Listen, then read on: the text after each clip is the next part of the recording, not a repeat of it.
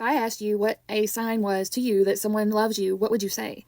Some people might say gifts and roses and chocolates, and it's coming up on Valentine's Day, and it's kind of what brought the idea, to my mind. But would you say that they would be there for you, keep their promises to you, help you and encourage you, comfort you, or bring you joy? Well, I'm here to tell you that God can do those things for you. And today, while I was spending some time in the Word, I was reading from Isaiah and also some words from Drew Hunter. He's the author of Isaiah, a 12-week study. It's really good.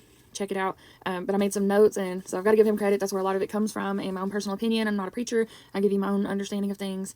But this verse really stood out to me today. But they that wait upon the Lord shall renew their strength.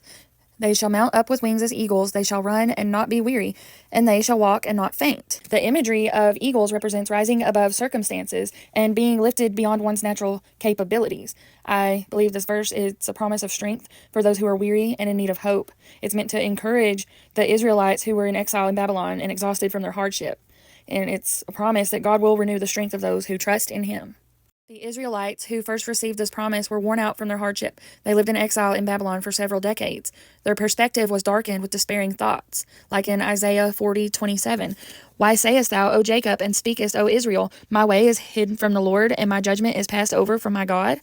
They thought that God either couldn't help or didn't care. They were weak in not only body but spirit.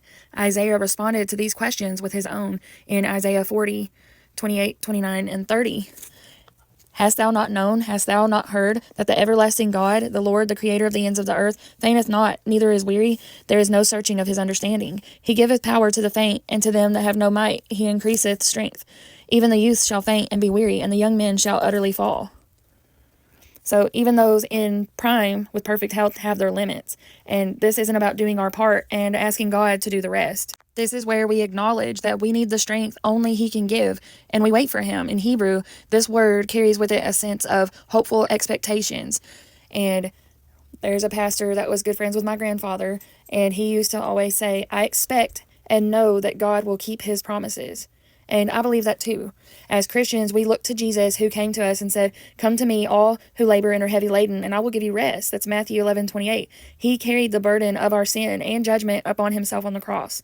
He rose again and sent His Spirit to empower and strengthen us in all of our weakness. And we now look to Him and wait for Him to work, looking to the day when Jesus returns to set all things right and make them new.